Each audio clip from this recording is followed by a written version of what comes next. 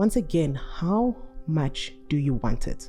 I always say goals are like a navigation system. You know, they give you direction. If you have a short-term goal, a 1-week goal, what happens the next week? Because sometimes what happens is you win something and you sit in that for such a long time that you forget that no, we need to do something after that.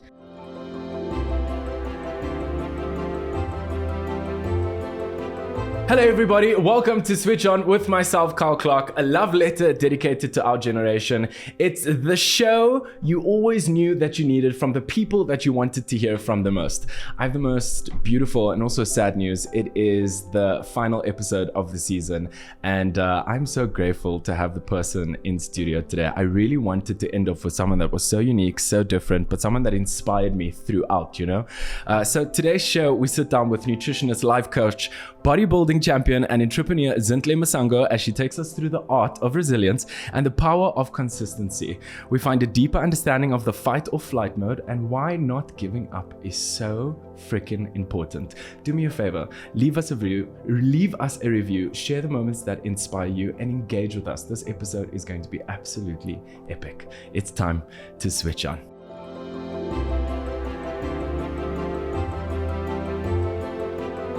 Z, welcome to the show. Thank you.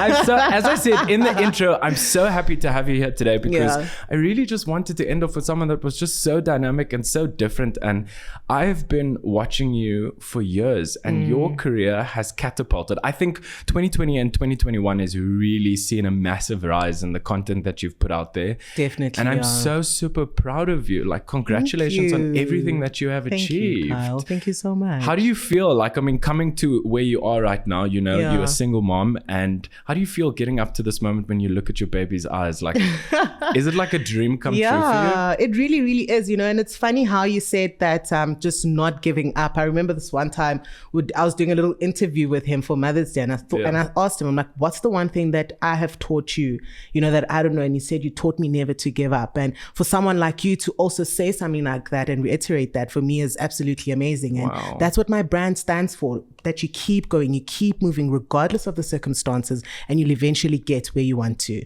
It's so insane that you say that, you know, because like, I see everything and you really don't give up, eh? I don't. There is no narrative around your life that you don't wake up or you don't give in. And, you know, the one thing about you that I love is that you still, regardless of all the goals that you have and everything that you want to achieve, you still freaking enjoy life. Like, yes, I watch you all the time. Every week I'm just like, wow, now enjoyment, you know? Yeah, now enjoyment is my thing now, honestly, especially after prep. My boyfriend and I told ourselves that, listen, we're just going to enjoy ourselves until obviously next year. We've got new goals. We've got new things that we want to do. But for now, I think, and it's so good. And for me, it's all about balance, Carl. We work hard and we play hard as well. It's balance, really. I really want to ask a question about balance specifically. I heard a podcast with Gabrielle Union on a couple weeks ago. Is there something classified as balance? Because I mean, what she said on that podcast was that balance actually doesn't freaking exist.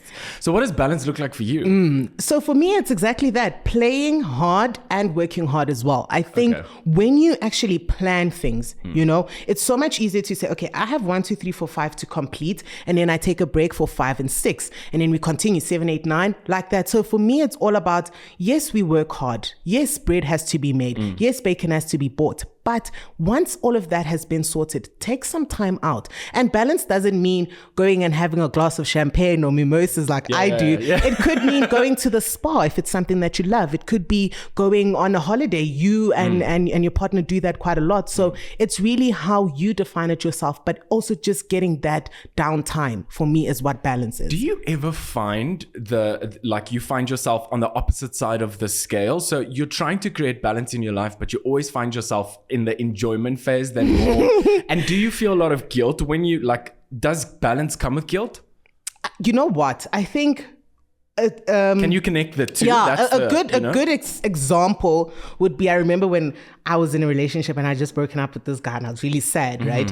And I always said to people, and I was always out, I was now enjoymenting my life, you know? And I was always out and people would ask me, Z, what is this? I'm like, no, it's just like a new thing for my brand. You know, I'm just trying to diversify my brand, etc. But to a certain point where I realized that now it's gone a little too far, you know, because I was losing myself. I was losing what my brand stands for. And that's when I realized that something's got to give, and we go back to the drawing board. And what do?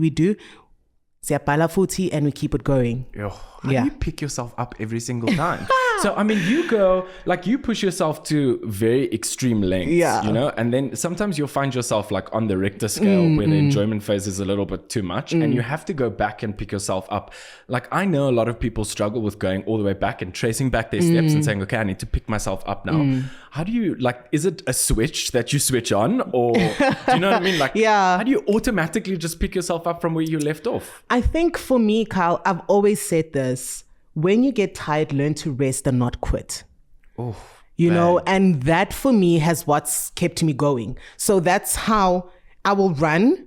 And if I'm tired at 50 meters, I will take a break at 50 meters. I won't stop and go back, you know? So now when I continue or I pick up from 50 because I know, Kyle, having been in the industry for so many years, I've fallen on and off. And I've always known what the outcome of quitting is and having to start again. And it's tiring. I think you can say this. It is so tiring. Exactly. So for me, especially from 2020 to 2021, and that's where I saw the biggest change in my career because I stopped starting from scratch. I rested when I was tired. And then when I got my energy, we carried on. I love how you said like that. I feel like that should just literally be the quote of your brand. Stop starting from scratch. Like, honestly. It's insane. A lot of people struggle and they go back because guilt is a part of it.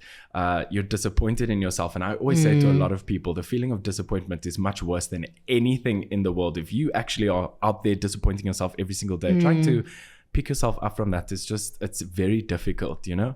What is the number one and most important lesson you've learned in your journey so far? Mine has definitely been staying true to myself and being unique. You know, I think we live in such I'm going to use the word fake, that when someone is real, it's an authentic, it's a breath of fresh air, you know? So for me, it's definitely been that. And I think that's why I've also been able to stay and sustain myself, not even just my brand, but just myself within the industry, you know, and I think brands pick up from that. I think people like yourself pick up from that when you're looking for a guest, you know, so I really, really think for me, it's definitely being true to myself and authentic and like not always going like where the herd goes, you know. I'm like that one person that I stay in my own lane, I go the extra mile, and because I know it's not cluttered there, you know, and it's a free open space. And precisely. It's so true that you say a lot of people struggle to be themselves. You know, I have a lot of creators reaching out to me on a weekly basis saying like, how do you build community? How do you build your brand? How do you build your audience? And I always say to them, be yourself. And they're like, well, everyone always says that. I was like, well, you're not really being your authentic self. You know, like your audience doesn't only want to see the times that you look amazing. Correct. The audience wants to see the times that you're struggling, the times that you don't feel like eating chicken, rice and eggs. The times that you would rather swap out a brownie for, do you know what I mean? Like, exactly. That's what your audience wants to see. They want to be able to relate. How has relatability in terms of your brand online really helped your brand? Because when I comment on your post, I always go through all of your fans and like they are so invested in the stuff that you post, and they have such genuine, authentic engagement with the content that you're putting out there, like because they relate to you. They also just like, you know, this one, it's a struggle. I think, Kyle, first of all, color. You know, it's not every single day that you see a woman of color in where I am in the industry, you know. I mean, my industry is very white dominated, you know, even with bodybuilding. I mean, I was the only black female at my show. And so for me, it's definitely color, being a mother on top of that. There are so many single mothers out there that don't know how to juggle life, how to juggle a side hustle, how to juggle motherhood, school, and all these things, and work, you know. So I think for me, I'm like a hope for them to say, if Z can do it, so can I. And that's why I also share my downfalls, my flaws. I share with them when I say, guys, I really don't feel like going to gym today, because I know the next person might feel the same way. And if I can tell them that that's how I feel, I have those days, then it's normal for them, rather than, no, but Z's going to the gym every single day, so I have to go to the gym every single day. So for me, it's really about just being real, being authentic, and letting them into my world and showing them that I'm not this godly human being or this godly figure. I too am a human like them.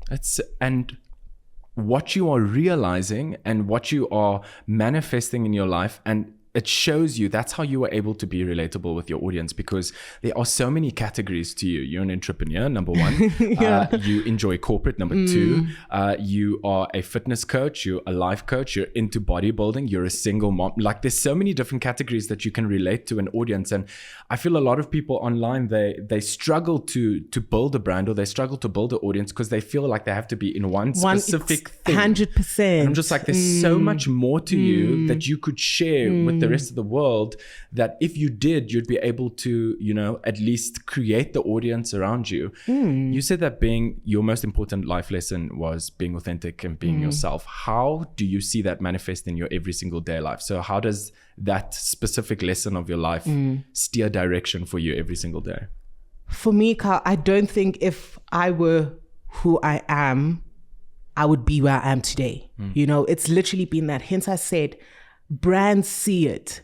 Our audience see it as well. You know, it's literally, I think I could be wearing a mask and a cap, and someone would be able to say, hey, there's ZeeFitness in a mall, you know? So I think the mere fact that I've been so true to myself, and in no way have I ever kind of steered this direction or tried to be another person, that it's given me sustainability I've been in the fitness industry for almost 10 years now, you know, and you'll find, they'll come in and out, these new influencers, you know, they'll come in, have a spike, and then it drops again. But I've been fortunate enough, and I think I owe that to being real and authentic, to keep that sustainability and longevity in the industry. Amazing, man. Tell me a little bit about your baby. Like, he is he's remarkable. I mean, besides just the question of him, how has being a single mom, I was raised from a single mom, so that's why I actually wanted you on the last episode, because it's women like you that inspire me so much. I mean, you know, it's single mothers that created who I am today. So how has that journey been for you? It must have been so difficult and so hard. And you know that you've had to make certain sacrifices for him around, you know? Correct. And I think first, from when I had to leave his father, you know, obviously being in an abusive environment, I had to make that decision not only for myself, but for my son as well, you know, and we've since been, I mean, after that, I was a very different person, you know, to a point where I even forgot that I was a mother. Oh my goodness. And I remember there was a time I posted, I think it was last year, when I just moved back home, and I said, for the first time in many years, I really feel like a mother again. Wow. And that's because I could spend time with him. There's so many things I've missed from my sons just growing up that I now try by all means to be there. You know, when Kumo wants something, I make sure it's there. When Kumo needs me, I make sure I'm there. You know, I remember the other time he wasn't, there was a bit of an accident at home and I had to go to gym, and I was like, there's no way I'm going to gym. I trained at home. He sat on my bed and I trained at home. Wow. And that for me, I mean, my son is everything to me. Everything I do, Carl, every contract I sign, every campaign I do, every paycheck I get, I do for him and nothing and no one else. And I'm just fortunate enough also to just have a great support structure from my parents where they take care of him. If I'm away for an event or a campaign or something like that, or I'm at my boyfriend's place, my parents still help me with that. So really, Kumo is literally that one driving force that keeps me going every single day. Kumo lives through you, dude. Like, it's so insane when you speak of him. You can actually see it through your body language and the way that I think every decision that you've ever made, you've had him in mind for the past couple of years, you know, since he's been alive. being a single mom is just so difficult. I take my hat off to every single female that is able to do that and do it with a smile on their face, you know? And that's the most difficult part, is that you have to sacrifice and you have to compromise so much, you know? Has those compromisations, being a single mom, ever hurt you negatively? Has it ever put you in a space where you're just like, why has this come to be at this moment? You know, Kyle, for me, I feel like there is no gain when there's no pain. You know, I often say that when you find yourself in challenges, they're given to you for a reason. You know, I don't know if you're spiritual or religious. Yes, God only gives his strongest soldiers the biggest battle, because he knows that you can handle it. You know, that's where I find comfort. That's literally it for me. And even with sacrifice, nothing worth really having comes easy. You have to sacrifice. You have to be uncomfortable. There is change, and all those things are all intertwined. And once you start understanding that I need to be uncomfortable, I need to be hot, I need to be cold, I need to be in a tight space in order for me to grow. You know, caterpillars, I mean, when they turn into butterflies, they go into a cocoon, which is a tight, dark place. And that's where all the growth and the manifestation actually happens. And then what happens? You come out as a butterfly with these beautiful wings, and then the world is your oyster. And that, for me, I've really found comfort in that, to know that regardless of any challenge that I'll go through, there will definitely be a gain out of that pain. Jeez, bro. This episode's gonna be so deep. Like, I'm literally wow. Yeah. What you said about the caterpillar and the dark place, and so many people struggle with that. They struggle with being in that space of being uncomfortable, because it's so uncomfortable, you know, and it makes their insides turn out. And like, it's just every living moment and experience through being uncomfortable is not pleasant. And people don't understand that you have to stay there. It has to be unpleasant, because you won't grow, you know? Yeah. What is the one thing that you value? Well, what is the one thing that people value that you don't? Attention. Really? Yes. Z. I am all... For me, give me respect. They can have all the attention, all the likes and all the views and all of that. Yes, of course, part and parcel of my job does need me to have likes, and but I'm really not all about attention. And that's why I think personally, for my brand, I mean, the fitness industry is very sexualized, you know, and for my brand, you will never find me sticking my booty out. You know, it's very, very seldom. However, people still say, you're sexy, you're this, you're that, you know. So for me, I'm all about respect. Wow. Yes.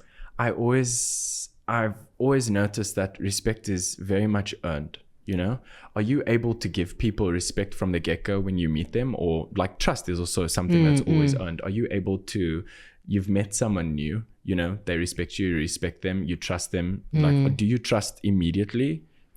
Trust, very different. However, respect, I will respect someone from the get-go. Okay. Whether it's someone that's at the bottom of the hierarchy or at the top of the hierarchy, I'll give them the same respect. And of course, if you give me respect, I'll give you respect. But trust for me is definitely earned. Wow, dude. Yeah. That's insane. The stuff that Z is saying today. It's actually... Who would have thought? Yeah, for me, it's like, that's why I actually feel so speechless for the first time in an episode, because for me, it's like you've come into the studio and all the wisdoms that you are dropping, it's just like, wow, it's giving me goosebumps the whole time. I want to find out from you, is there a certain level, and this is actually the burning question that I have for you, is there a certain level of mastery, is there a certain mastery level of consistency that you need to know in order to remain consistent? Like, is there a certain hierarchy that you need to get to? Yeah. You know? I don't even think so, Kyle. For me, the one thing Guys, Z's blowing me away today. I'm like, you can hear I'm confuzzled. Yeah. So for me, the one thing that's kept me going and consistent is creating goals. Okay. You know, small goals or small, big goals? all of them. Okay. Small, medium, long-term goals, you know. I always say goals are like a navigation system. You know, they give you direction from one destination to the next. So if you have a short-term goal, a 1-week goal, I want to lose 500 grams this week. What happens the next week? Because sometimes what happens is you win something and you sit in that for such a long time that you forget that, no, we need to do something after that. You know, imagine if I had the celebration exactly is just in long. that celebration phase. You know, so many people stay in and dwell in it for so long that they forget that there's something that comes afterwards. You know, so for me, it's definitely been creating goals. Like I said, medium-term goals, long-term goals, and short-term goals, and of course, reward yourself when you reach those goals too. What are your automatic responses for times that you want to give up? So you wake up in the morning, you're like, Saba is literally like, come on, babe, let's get going. And you are like, nah, bro, this is not happening today. It is. That's my response. I cry. Really? I cry a lot. And after a cry, or I'll go to the gym and I'll box a bit. You I'll really just cry get a it lot? out. Are you an emotional cry person? a lot. I'm a very emotional person. I cry a lot. And I feel like, you know, tears like cleanse the soul. So that's definitely it for me. But also I understand that I can't stay in this pity party forever. You know, I need to get out of it. Cry and get over it, baby girl. So what goes on in your head when you're ready to give up besides the crying? Because I mean, you can't, there has to be more than 1 to 5 moments in a week that you're just like, I can't. This life. You know, for me, Kyle, it's literally, I think I've worked so hard on myself and I've taken time to just look at my life, and I understand that it's not always going to be roses. It's not always going to be kumbaya. I'm not always going to be in a good mood. Those moments happen. And like I said, once again, there is gain out of pain. You know what I'm saying? So every single time I feel like, oh my gosh, once again, I rest. And then what happens? Cry, get it over and done with. And then the show must go on. That for me is just that. Okay. But how do you identify what holds you back? So like, guys, what I'm trying to get to is I'm actually trying to get to like the psychological categories of what actually goes on in Zinhle's brain. That's really what it is. So I want to know like, okay, cool, you cry, you get over it, but how do you actually identify? Do you sit with yourself and be like, okay, you know, Z, you are feeling like giving up. You don't feel like going to the gym. And how does that thought process like work out for you? Like, how does it plan out? There has to be a contingency plan here. Definitely. There is a executive meeting with me and my like 50 personalities. Okay. We sit down and we have a conversation. I have crazy conversations with myself. Okay. You know, I have a very good relationship with myself as well, even with outside energies. You know, I've worked so hard on myself where even when people come in with negative vibes, my body is just like, not this one. You know what I'm saying? And it's got nothing to do with. Back then I used to be a people pleaser. Now I'm just like, it's all about me and my aura and my spiritual being. Protecting your peace. You know, protecting my peace. And that's how it's been easy for me to let people go, to let brands go, to let things go. And it's literally that I have a lot of conversations with myself, even mentally. I've worked so hard on my mental strength and my emotional strength as well, that, like I said, I know these things happen. You know, I mean, I'm 29. For 29 years, I've had dips and ups and lows and etc. But the question is, how do we then use that as fuel? Because fear and failure and all these things there's two outcomes. You can either use them as fuel or something to drag you down. My goodness. You know, and where I am going and the plan I have for my life, I need to use it as fuel. I don't have a choice. Yeah. How do you, so, I mean, you have a lot of clients also that are engrossed with fear. You know, they are terrified. And that's actually and I'm sure you understand this as a trainer, is that your clients, it's not that they don't want to rock up to gym. They actually are just petrified of their potential. You know, I've met a lot of people who, you know, they want all of these incredible things for their lives. And I'm like, why aren't you doing it? Or what is stopping you? That it's just like, I'm scared. I'm like, how can you be scared of the best version of yourself? Exactly. How could you be scared of the best version of yourself? What do you have to say to people like that? Yeah, Carl, for me, I always say to people, I don't think you wanted hard enough. Ooh. You know, I think a lot of people have so many excuses. If I could give you a bin full of excuses, people could come up with 50 different ways to say, I can't do it. Guys, I'm going to the gym after this. You know what I'm saying? Yeah. So it's literally that. And I always say to people, you clearly don't want it hard enough. Someone would come to me, you know, I want a flat stomach, but I don't want to stop eating pap. Clearly, you don't want a flat stomach. Yes. It's as simple as that. So if you want something hard enough, you're going to work hard at it, whether or not you feel good about it, whether or not you're in a mood to do it, whether or not you have the the instruments, the equipment to do it. You wanted to do this vodcast. You made sure that even if something comes in your way, what did you do? Knocked it down over the obstacle, and you made sure that it happens. So that's my thing. If you want it hard enough, you're gonna make a plan to get it. And if you don't, you're gonna keep making excuses.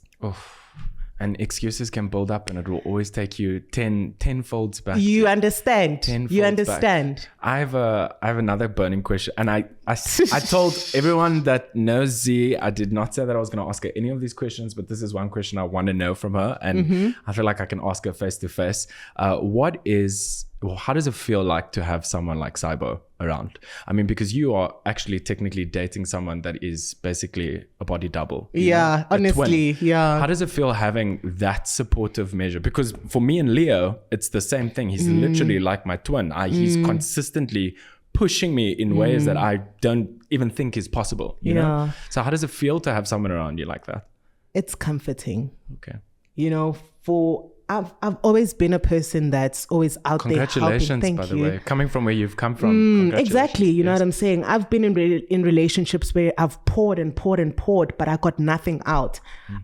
For my friends, I'm always there for them. And for the first time ever, I actually have someone who's there for me, who cares about me. What I think sometimes I look at him and I ask myself, like, how does a man actually do these things? You know, how does a man think this far for me? Sometimes Saibo does things for me that I wouldn't even think of doing for myself, you know, and hence I'm saying that it's so comforting. It feels so damn good. It feels so good. It feels so good. Like, it feels so good. I know that feeling. You know, I can literally just be bare with him, and I know that he won't judge me. I think yesterday we went to see his sister, and she was like, you know, it's not every day that you get to see two people be so honest with each other. And once again, it goes back to being real and authentic and being true to myself. That I think that has also allowed me to get a love and a partner who's like me. And that has just built this safe space for us, this comforting space for us.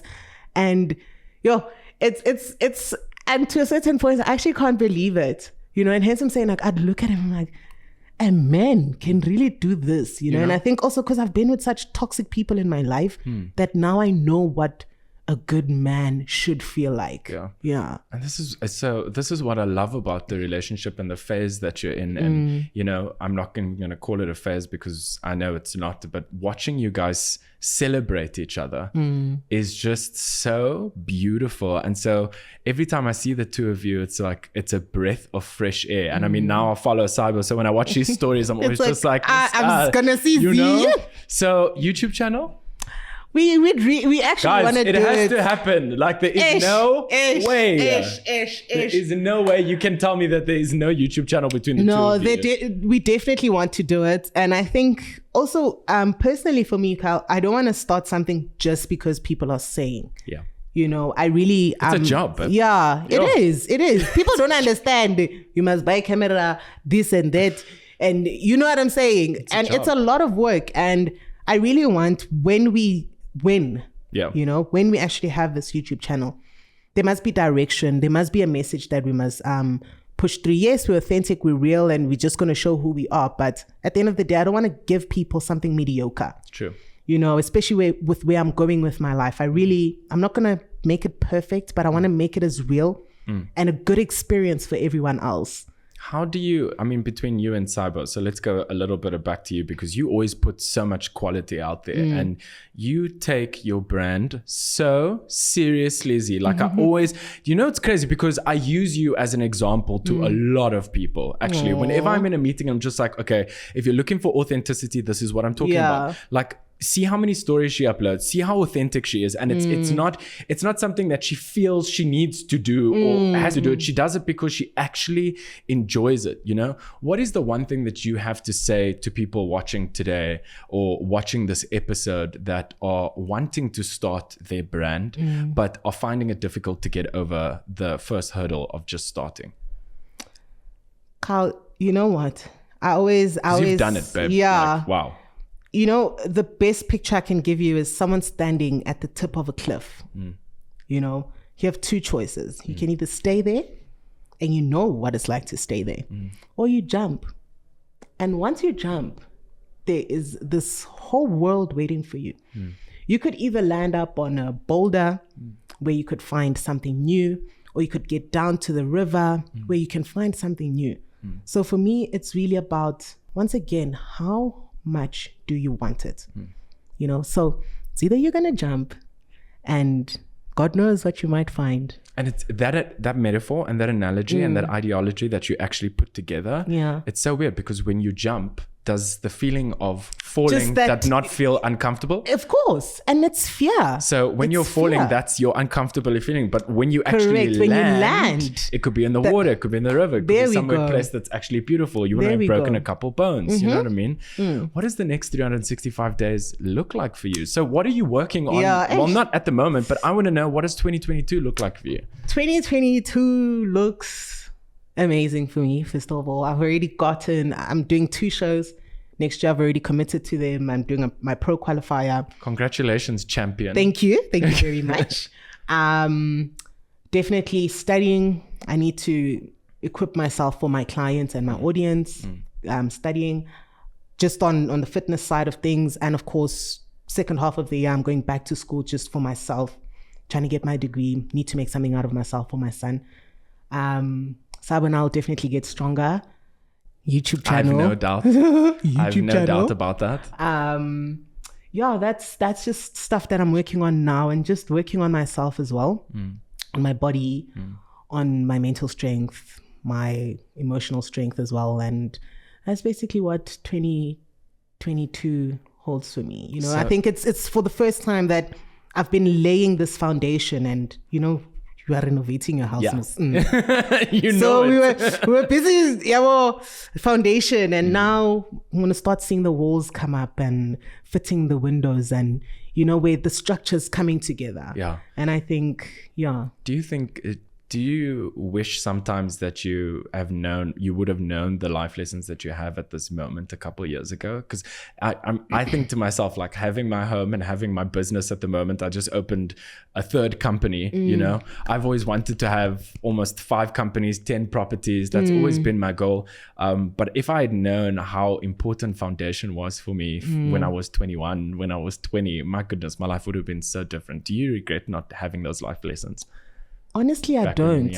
Okay. I really don't, because I feel like without all those mistakes, I wouldn't be where I am today, and I wouldn't be able to make the decisions that I make today. You know, I remember my mom was even saying, "Hey, ukhulile." I was like, as in, you've grown up.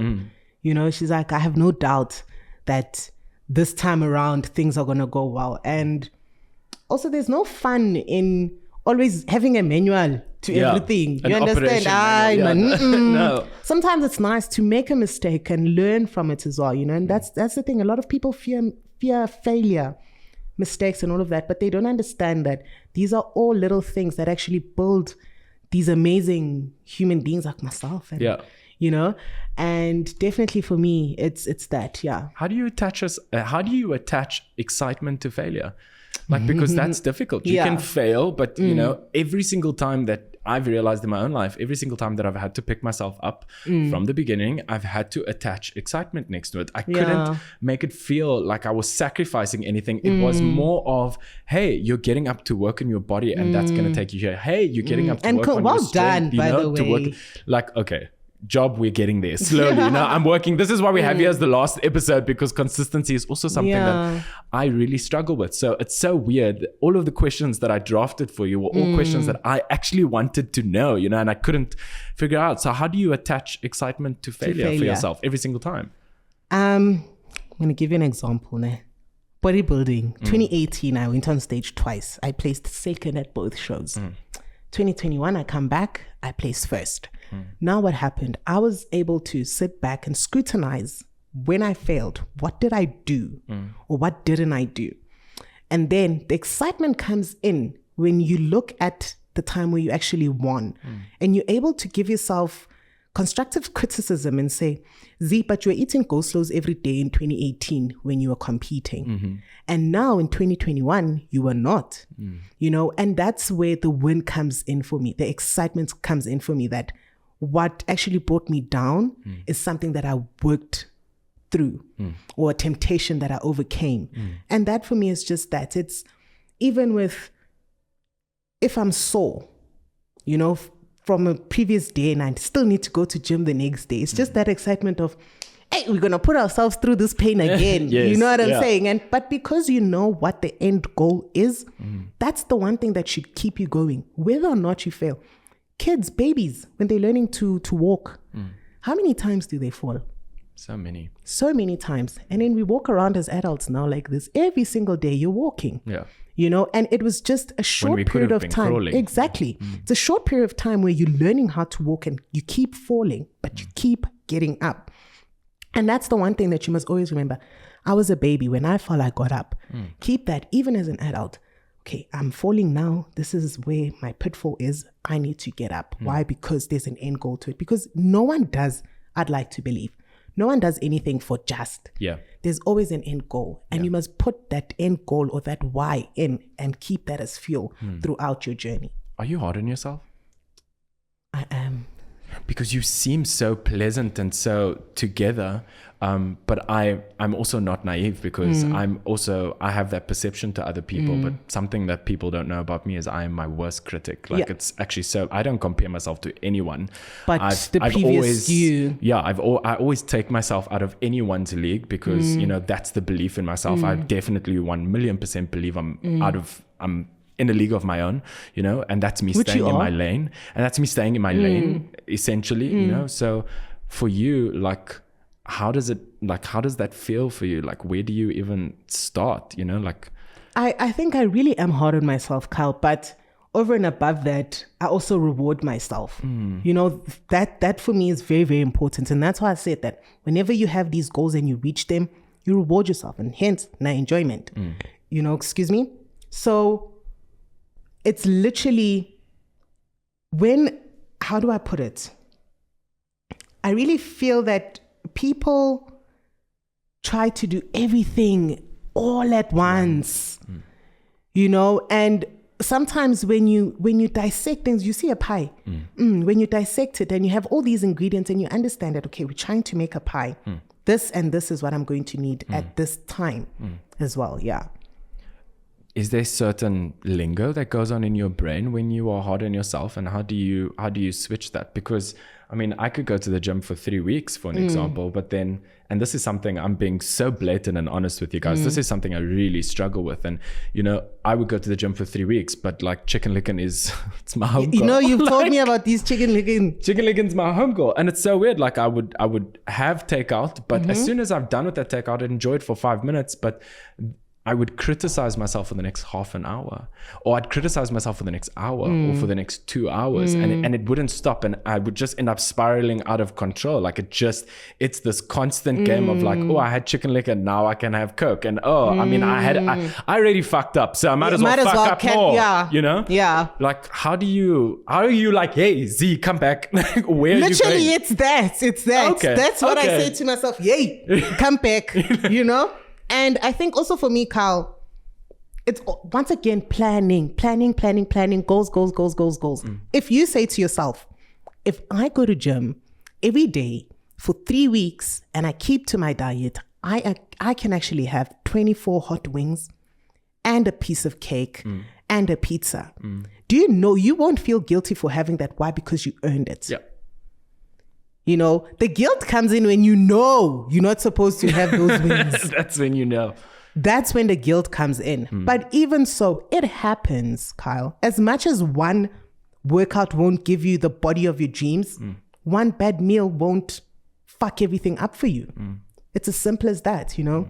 Yes, you had the wings. Let's go train now.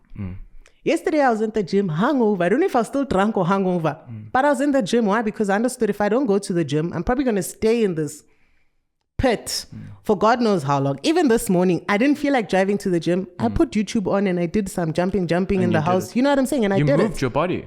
Precisely. So for me, it's all about, yes, it's fine. These things happen. But what do you do to get out of when it? When all else fails. Yes. And hence I'm saying, one bad meal is not going to fuck everything up for you as much as one good exercise is not going to give you your dream body. Yeah. I have one more question for you. Yes. This might be a very emotional one, but I Ew. mean, we got to go there. Kuma's going to watch this 5 years from now when he develops a beautiful conscience, you know. And when he watches this, what is the one thing you want him to know? I want him to know that I love him from the bottom of my heart, and everything I do is for him. And the world is his oyster, and he can be anything that he wants to be as long as he works hard at it and he doesn't give up.